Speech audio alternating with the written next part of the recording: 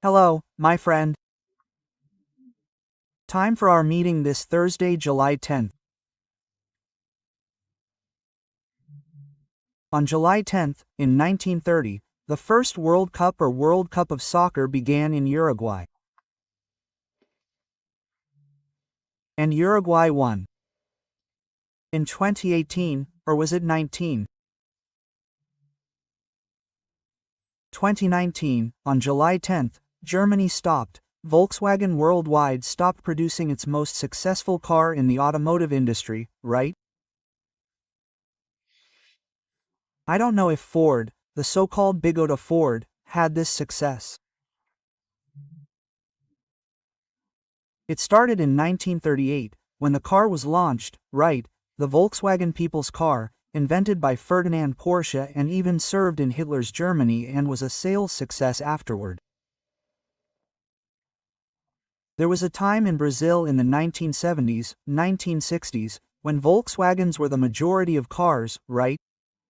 And I thought it was funny because there were Volkswagen taxis, right? I said, my God, a taxi without a passenger door is incredible. Only in Brazil, right? They'd remove the front seat, and the passenger would get in and sit in the back, so that door would be wider. Quote, on July 10th, in 1856, a man was born in Serbia who revolutionized electricity. So much so that Elon Musk's electric car is named after him, Tesla. Nikola Tesla.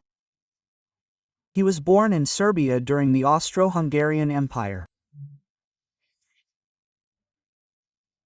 He studied electricity and engineering and invented a coil that transmitted electricity wirelessly, and thanks to it, we have cell phones, radios, and televisions. Nikola Tesla. Then he went to the United States, where he died. He died in New York. Well, in 1941, get this, the President of the United States sent a letter to the President of Brazil from Roosevelt to Vargas.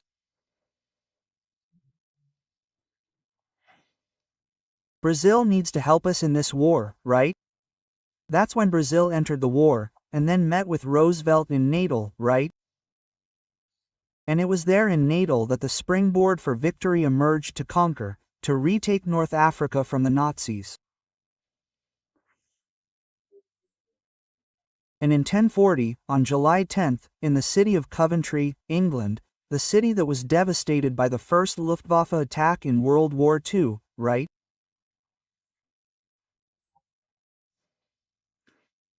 In 1040, the wife of the city's political boss, the Earl of Mercia, his name, Leufric.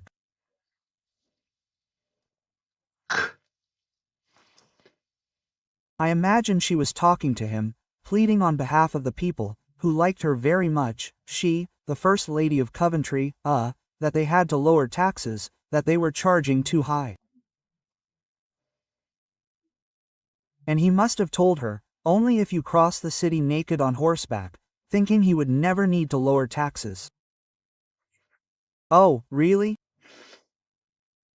Well, Godiva's law crossed the city naked on horseback, and the city, in solidarity with her, locked itself in its houses. There was only one Thomas, also known as Tom, who spied it, at least that's what the legend says. So, who knows, right? We're seeing a tax cut here in Brazil. Remember to subscribe and leave your like or dislike at the end.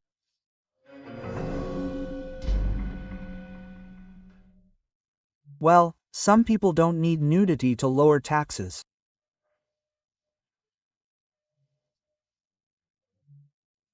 Mrs. Thatcher solved the nearly bankrupt economy, right, like the English, by lowering taxes too, cutting public spending, right, and showing that public money doesn't exist. Money belongs to the people, to the taxpayers. Trump lowered taxes, Milei lowered taxes, and Argentina's economy is a success, obviously.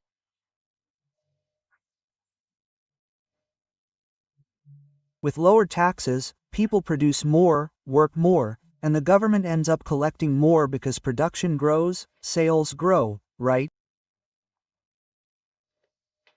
That's why we talk about the LFER curve. There comes a point in tax collection where it's no longer worth producing, selling, or working, and then production and revenue begin to fall. The Brazilian head of government is stubborn, believing that public spending is always an investment and refusing to cut the bloated government. Bloating. Good results there in our neighboring Argentina, which serves as an example, success in everything, including with Trump.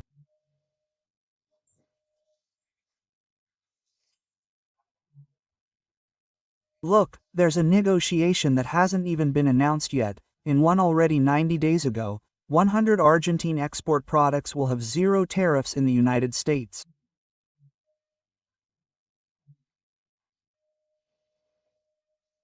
The only exception is steel and aluminum, which already have a fixed tariff of 50%.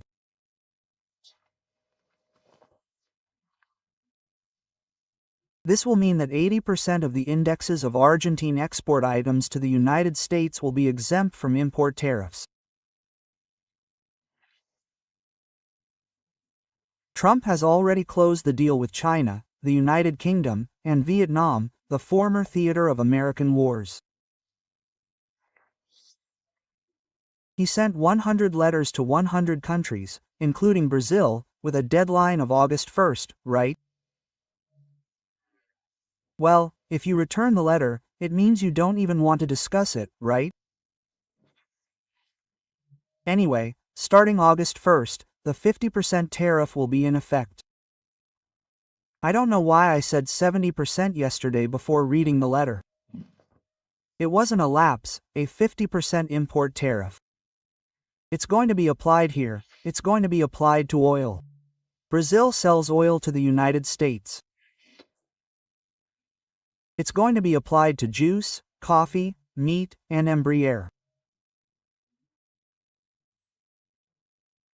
Practically 2/3 of Embraer's aircraft production goes to 6 American airlines that buy from Brazil, even though there's Boeing there and the Canadian company nearby, right? Yeah, buying from Embraer is a great achievement for Embraer. Well, our defense industry here already had 100 armored vehicles. I already told Guarani to deliver them to Argentina, but the government is full of 9-hour fingers. It's not war material, material to kill. Then, no, BNDES doesn't finance it. So, the deal didn't work out. The Argentines bought the strike from the United States with a silver spoon in their mouth. It's a 1, 2, 3-axle armored vehicle, I think, with 3 axles, I think, with tires. They bought 100 there and will still receive F-16s, the Fighting Falcon that shoots down MiGs over Ukraine and Argentina.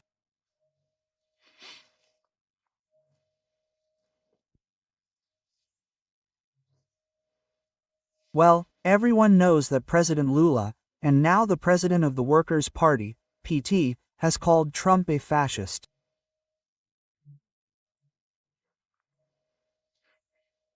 Lula has been pushing to remove the dollar from international trade. He's been pushing to annoy the United States, including the Biden administration, with those Iranian ships that were stationed in Rio de Janeiro right at the beginning of his term. He supports Iran, the Ramses, criticizes Israel, where the persona non grata is getting close to China, Russia, right? He doesn't give a damn about Ukraine. So these are acts of hostility from a country in the Americas against the United States. If it's not useful, it's annoying, it's squabbling. It's a term not used in diplomacy, but, irritating. And then the payback came, right? After a lot of anger, a lot of provocation, the payback arrived. And then, unfortunately, right, it's affecting the Brazilian economy, it's affecting it, right, starting August 1st. Lula said he'll complain to the WHO. Everyone knows that the the WTO, the World Trade Organization, is already known to be malfunctioning, right? This means he'll want to confront it, but some versions say he also talked about dialogue. Well, a businessman friend from Rio Grande do Sul, told me that this tariff exposes the diplomatic fragility of Itamaraty, of the Lula administration. And the ideological conduct of foreign policy is no longer pragmatic, right?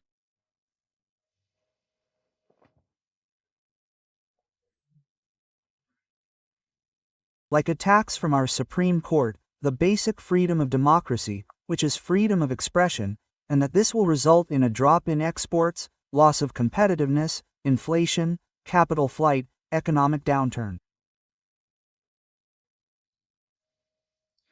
That's right.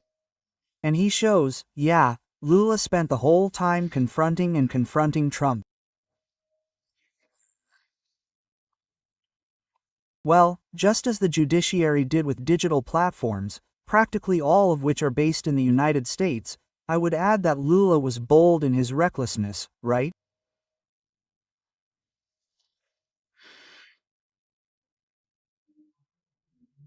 Well, and it's a shame that we have to depend on pressure from the world's largest democracy to return to obeying the Constitution, which is very clear in the Constitution: freedom of expression, the prohibition of censorship, and full freedom.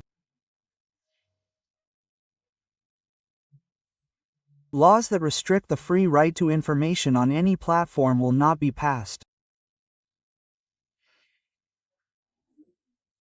Well, aside from the broad right to defense, due process, the natural justice system, the independence of the branches of government, right?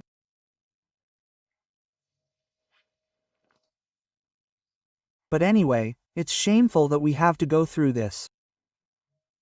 And finally, I just want to say that I think that in Rio Grande do Sul, in my state, there needs to be some kind of monitoring for these accidents that have happened in recent days.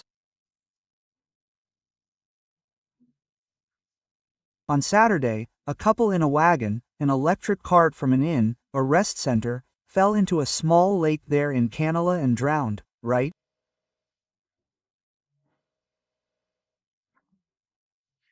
Husband and wife, yesterday, a 13-year-old boy, Uruguayan, right? He was in a park, Alpine Park. I think it's also from Canela. He's in the hospital undergoing surgery because he fell off the ride, right? And today, an 11-year-old girl from Curitiba, in the canyon, from Cambara do Sul. The canyon is called, I don't remember the name right now, Kenan, but it's not Tambazinho. An autistic girl fell into Kenan. Her parents were sitting on a bench, and she ran out, and there was no protection. And today, by the way, I arrived minutes later in a parking lot. People don't know, my God, that it's not stupidity, it's not incivility.